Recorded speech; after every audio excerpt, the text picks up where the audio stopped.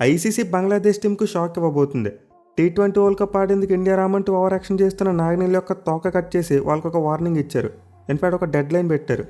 So present వస్తున్న reports బట్టి చూసుకుంటే ఐసీసీ బంగ్లాదేశ్ టీంకు 21 జనవరిని ఒక డెడ్ లైన్గా పెట్టారు. అంటే ఈ మంత్ 21 కల్లా బంగ్లాదేశ్ వాళ్ళు ఏదో ఒకటి చెప్పాలి. వాళ్ళు టీ20 వరల్డ్ కప్ ఆడడానికి ఇండియాకి వచ్చేందుకు సిద్ధంగా ఉన్నారా, లేకపోతే రామని చెప్పి వాళ్ళు ముందు పట్టు మీద ఉంటారని చెప్పి. సో ఇప్పుడైతే బంగ్లాదేశ్ టీం ఈ డెడ్ లైన్ అయిపోయేలోపు ఏదో ఒక క్లారిటీ ఇవ్వాలి ఐసీసీకి.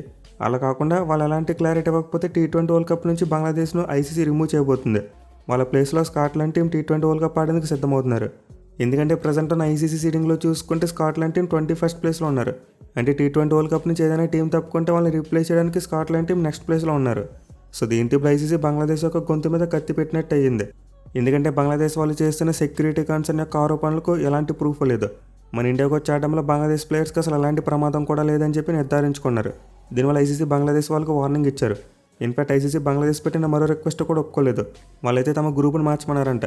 ప్రజెంట్ ఉన్న గ్రూప్ సిలో కాకుండా గ్రూప్ బిలో వేయమన్నారంట. అది కూడా ఎవరితో రీప్లేస్ చేయమన్నారు, ఐర్లాండ్ వాళ్ళతో రీప్లేస్ చేయమన్నారు.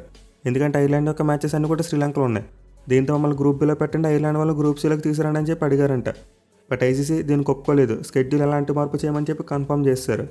అండ్ ఆల్సో ముందు చెప్పినట్టు ఒక అల్టిమేటం జారీ చేసినట్టు రిపోర్ట్స్ వస్తున్నాయి. 21 కల్లా బంగ్లాదేశ్ వాళ్ళు ఏదో ఒక క్లారిటీ ఇవ్వాలి. లేకపోతే వాళ్ళు టీ20 వరల్డ్ కప్ నుండి బయటకు వెళ్ళిపోయి స్కాట్లాండ్ వాళ్ళు గ్రూప్ సిలోకి యాడ్ అవుతారు. సో దీంతో నిన్న మొన్నటి వరకు ఓవర్ యాక్షన్ చేసిన బంగ్లాదేశ్కు ఇప్పుడు వేరే ఆప్షన్ ఏమీ లేదు. వాళ్ళైతే ఖచ్చితంగా ఇండియా వచ్చి మ్యాచ్లు ఆడాలి. లేకపోతే వాళ్ళు అసలు టీ20 వరల్డ్ కప్లోనే ఉండరు. అండ్ ఫ్యూచర్లో చూసుకుంటే ఐసీసీ నుంచి వచ్చే రెవెన్యూ కోల్పోతారు.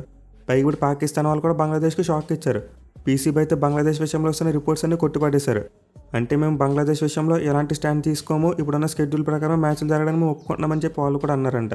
సో దీంతో ఇప్పుడైతే బంగ్లాదేశ్ నాగనీలకు మొత్తం అన్ని దారులు కూడా క్లోజ్ అయిపోయాయి. బట్ స్టిల్ అయినా కానీ వాళ్ళైతే ఇంకా మేకపోతే గాంభీర్యం చూపిస్తున్నారు.